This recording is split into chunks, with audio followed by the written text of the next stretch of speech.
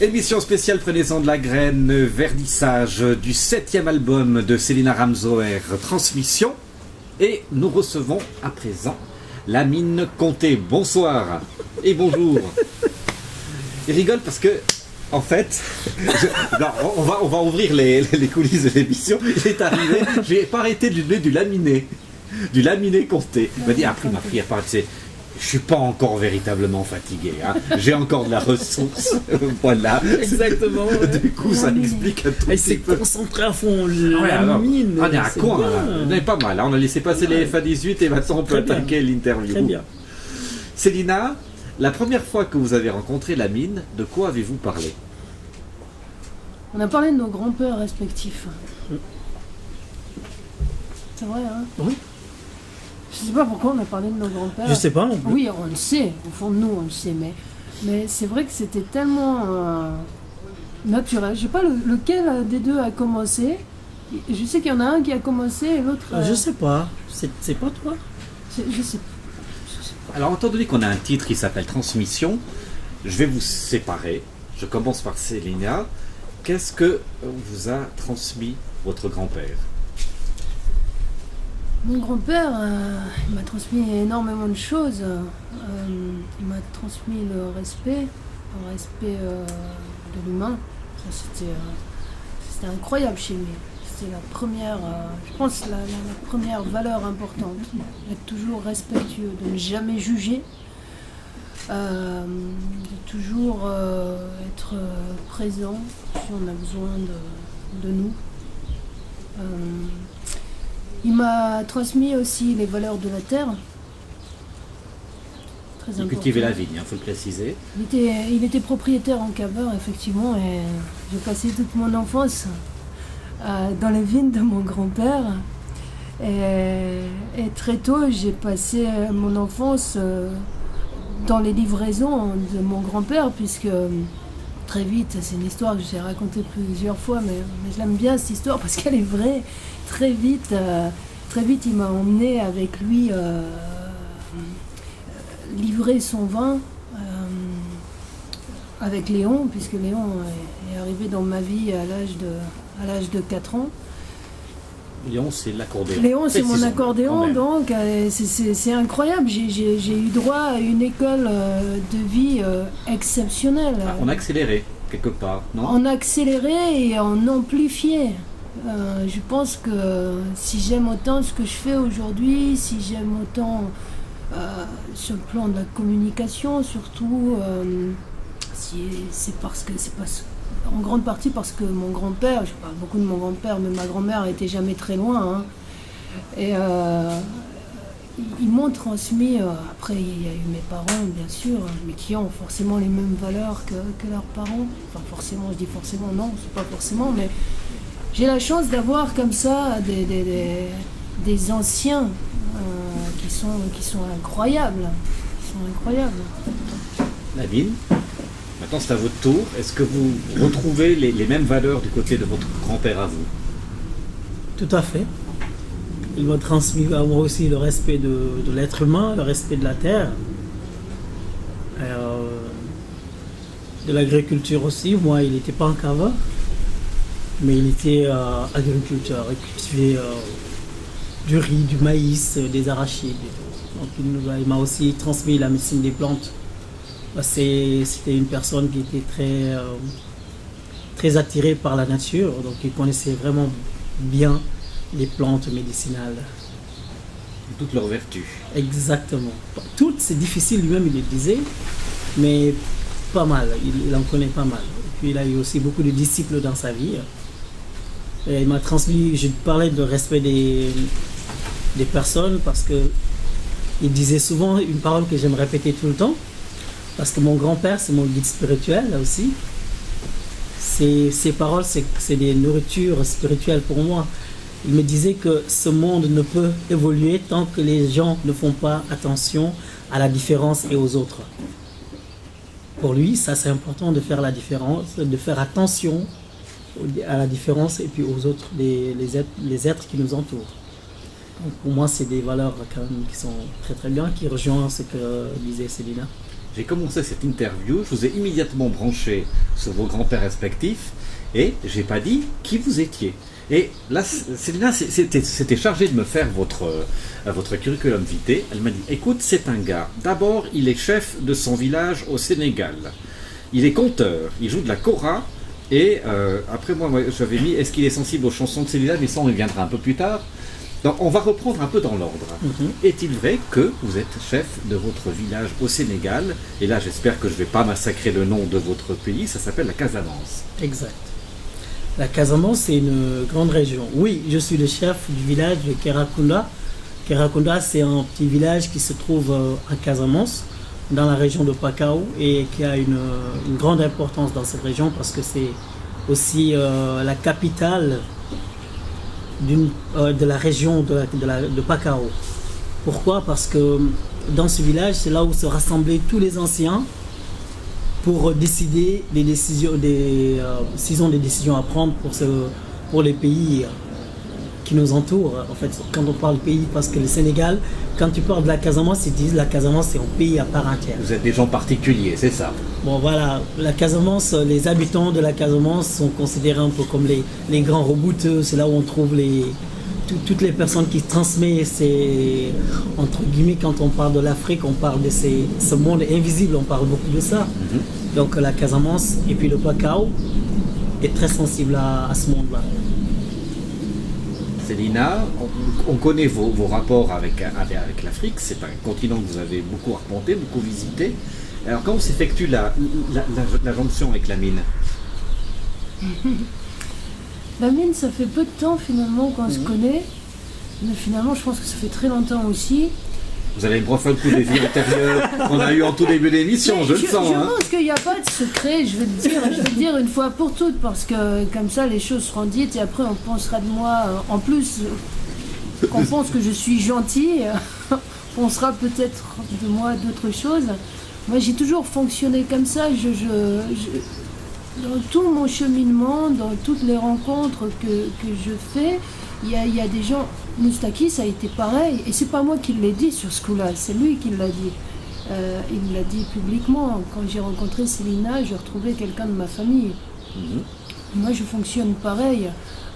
Tout à coup, on se retrouve je me retrouve face à des personnes où je sais qu'on s'est déjà rencontrés. On n'a pas besoin de 50 ans pour faire connaissance, et les choses sont là, on a des choses à faire ensemble, ça s'explique pas, c'est comme ça. Donc la mine, effectivement, la première fois qu'on s'est rencontrés, on a fait des choses ensemble. On a fait des choses ensemble. Oui, mais là il va falloir un tout petit peu préciser. Bon, c'était sur un projet qui s'appelait Ensemble. Voilà. De la francophonie. Puis c'était sur ce projet-là qu'on s'était rencontrés. Et puis effectivement, on a fait des choses ensemble. Parce que là, vous étiez à titre de conteur. Exactement. Et j'ai compté. Tout simplement. Et ensemble. Oh, c'était un beau projet. C'était un beau projet. Parce que j'avais moins entendu parler de Célina. Et ce qui est beau dans tout ça, c'est qu'il y a quelques années en arrière, j'avais perdu mon grand-père. Et j'ai perdu mon grand-père et j'étais au Sénégal et il y a une personne qui m'a envoyé par mail une chanson. Puis il m'a dit, je pense que ça peut te faire du bien. Et je ne savais pas qui était Célina, j'avais vécu en Suisse là, mais j'ai juste entendu parler d'elle, mais bon. Et j'ai même pas regardé qui avait écrit cette chanson. C'était une chanson où elle parlait vraiment de ce qui est cher, en fait, des anciens. Et je l'ai écouté, ça m'a fait beaucoup de bien. Pendant plusieurs années après, j'ai écouté cette chanson. Mais en fait, je ne me suis même pas interrogé, cherché qui est Célina Ramzower, jamais.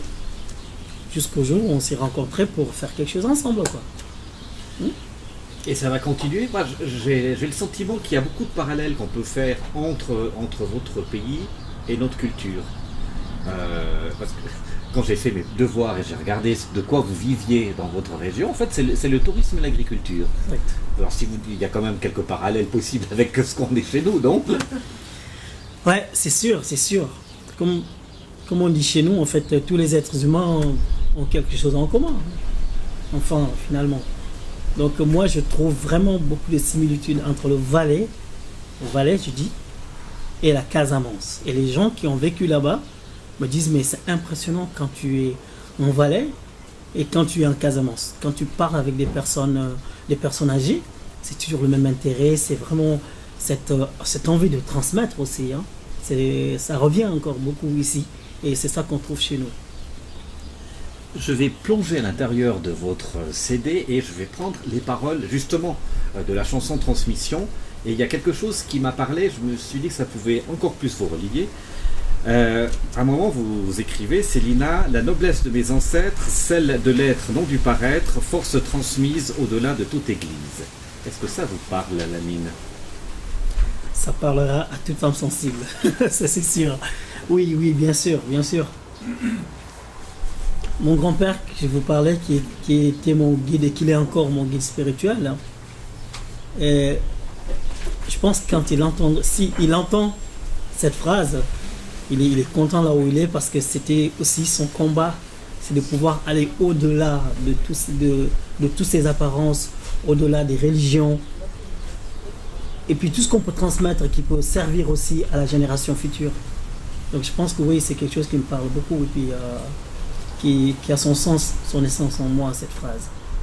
Vous gérez comment le ping-pong entre le Valais et puis votre pays? Parce que, je l'ai dit en présentation, vous êtes chef donc de votre village, oui, où il y a des décisions importantes qui doivent être prises. Vous m'avez expliqué hors caméra que des fois, c'est vraiment des décisions capitales pour l'avenir de votre région. Alors, du coup, ça se passe comment? On a de la chance que maintenant, on n'a pas besoin de marcher 10 ans, 15 ans pour arriver à un autre endroit. Il faut juste aller à Genève, prendre l'avion, et puis en quelques heures, on se retrouve de l'autre côté. Donc c'est vrai que ouais, c'est compliqué des fois d'être là et de te dire, ça m'arrive souvent de me poser la question, mais qu'est-ce que je fous ici? Vraiment, ça m'arrive de me poser cette question, parce qu'il y a tellement de choses qui se passent de l'autre côté, et quand j'arrive là-bas et je dois intervenir, je dois régler certaines choses, et les anciens, ils me disent tout simplement, tu es là où tu dois être pour l'instant, donc sois plein là où tu es. Tu imagines si tu n'étais pas là-bas et que tu étais ailleurs, peut-être que tu n'aurais pas les moyens de venir ici à ce moment-là. Donc là où partout où tu vis, il ne faut pas vivre à moitié, il faut vivre pleinement. C'est ça qui est important. Donc pour moi, ça m'aide aussi à me dire, je suis là, mais je n'abandonne pas mon village, même s'il y a des décisions à prendre. Et ces décisions-là, finalement, c'est moi qui les prends, ces décisions. Ils m'invitent à réfléchir avec eux, les anciens, mais c'est moi qui dois prendre ces décisions. Je ne suis jamais seul. C'est compliqué, c'est pas facile, c'est sûr, mais on arrive toujours à s'en sortir. Célina, vous êtes parmi les artistes valaisans qui a le plus voyagé dans le monde.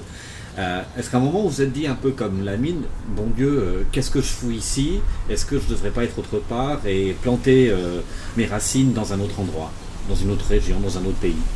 Dans une autre région que le Valais? Oui. Oui, je pense que tous les pays dans lesquels j'ai été, je me suis dit que j'allais m'y installer. Mais vraiment. Mais en même temps, c'est justement le fait d'avoir pu autant, depuis si jeune, voyager partout dans le monde, que j'ai compris l'importance des racines, que j'ai appris à aimer mon pays, qu'on m'a appris à aimer mon pays. Finalement, c'est par ce regard extérieur que j'ai pu comprendre certaines choses, que j'ai pu apprécier certaines choses, et oui, comprendre cette force des racines. Un jour, je me souviens très bien, je rentrais, je crois que c'était de Montréal. J'étais dans l'avion, je sais en tout cas que j'étais dans un avion, et dans ma tête, ça a fait, mais où que tu sois, où que tu ailles, tes racines, elles sont bel et bien valaisannes. Elles sont suisses, elles sont valaisannes, c'est de là que tu viens. À partir de là, j'ai senti comme une espèce de solidité, d'ancrage, et je savais que je pourrais continuer à aller partout dans le monde, peut-être même m'y installer, peut-être, mais tout en sachant que je pourrais jamais dire je viens de là ou non, je viens de là. Et c'était comme je trouve que c'est tellement important, c'est quelque chose que je défends très fort aussi, le fait de savoir d'où on vient pour pouvoir avoir la force de faire un certain nombre de choses. Moi, en tout cas, je sais que c'est une de mes grosses énergies, quoi. Pour rester dans les racines de votre grand-père, vous pourriez un moment vous mettre à cultiver la terre? Tout à fait, oui, c'est marrant parce qu'en ce moment, j'y pense énormément. C'est drôle. C'est drôle parce que l'autre jour, je me faisais la réflexion, je me disais, finalement, il y a plein d'artistes dans la chanson qui cultivent la vigne. Oui, et pas même des dans le moindres. cinéma. Ouais.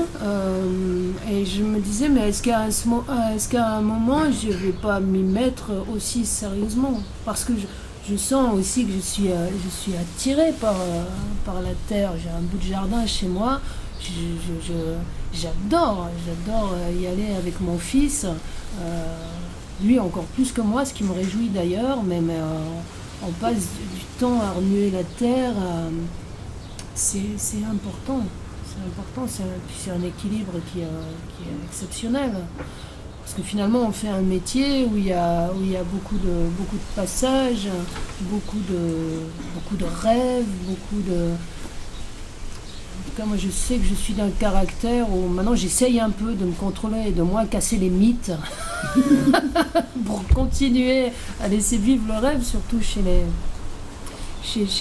autres.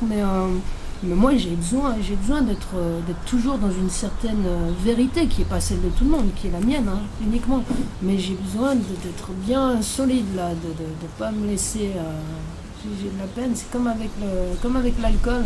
J'aime bien, j'adore le vin, j'adore la bière, mais j'aime pas quand je perds mes moyens, quoi. Quand je sais plus où c'est pas possible, ça. Donc, là, vous êtes servi, vous avez de l'eau en face de vous, c'est bon. Lamine, ça fait de nombreuses années que vous êtes en Valais. Qu'est-ce que vous avez transmis de votre pays ici?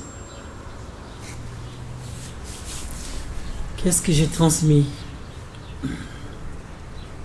Je vais dire d'abord qu'est-ce que le Valais m'a transmis. Ouais, parce que quand je suis venu, c'était pas pour apporter quelque chose laissé ici. C'est plutôt... ça aussi, je vais vous le dire. Mon grand-père, il m'avait confié, quand je partais de mon pays, il m'a dit, quand tu pars quelque part et que tu es étranger là-bas, observe les gens. Si tout le monde est à pieds nus, mets-toi à pieds nus comme eux. Dis pas chez moi, on met des sandales, ici c'est du n'importe quoi. Si tu fais ça, tu vas passer à côté de beaucoup de choses et ça sera pas bien pour toi. Donc quand je suis venu, j'étais dans cet esprit-là. On n'était pas pieds nus, mais vous êtes confortable. Ouais. Voilà. Déjà chez moi, j'ai jamais marché pieds nus. Là, je voyais que les gens mettaient des chaussures fermées. Je mets des chaussures fermées. Même si ça m'embêtait de marcher comme il fallait. Mais petit à petit, j'ai appris à avancer. Donc j'ai appris beaucoup de choses ici. Ça me choquait quand je disais bonjour aux gens dans la rue. Les gens s'arrêtent, ils me regardent, me disent on se connaît? Je dis non, puis ils partent. Je dis mais ils sont fous ces blancs. Il faut se connaître pour se dire bonjour. Et puis petit à petit j'avance et je me dis non, il faut apprendre quelque chose. Il y a un code. Dans leur vie, ils ont des codes. Il faut apprendre ces codes pour pouvoir avancer. Et là je l'ai appris et quand j'ai acquis certains codes partout, et petit à petit moi aussi je commence à apporter ce qu'on m'a inculqué chez moi. Les gens chez moi sont très très généreux, sont spontanés. Il n'y a pas, je te connais pas, je te dis pas bonjour, ou bien on est voisins, on se parle pas. Non, c'est pas comme ça, on frappe à toutes les portes, on dit bonjour à tout le monde. Et puis on ouvre, on essaie de faire tomber les barrières pour que les gens puissent se rapprocher. Ça, j'ai essayé de le faire et je continue à le faire. Dans ma culture, aller vers les gens et petit à petit, tu vois que les gens s'ouvrent à toi et on peut discuter. Je suis conteur, donc j'apporte aussi ce qu'on m'a légué chez moi, ce qu'on m'a transmis, les contes, la tradition orale. Mais il y a ici aussi la tradition orale. Ça existe parce que j'ai rencontré des conteurs et des conteuses ici. Donc ici aussi, il y a cette part de choses qui se font. Et moi, j'apporte la façon dont ça m'a été donné, avec ma musique, avec des chansons qui sont là-dedans pour pouvoir partager avec des personnes que je rencontre. Merci beaucoup à vous deux. Quelque chose me dit que vous allez bientôt vous retrouver sur scène pour certains échanges très fructueux. Voilà. C'est de la télépathie pure. Oh, oui, oui. Merci. À la Merci. prochaine. Merci beaucoup. Merci, Daniel. Merci à toi.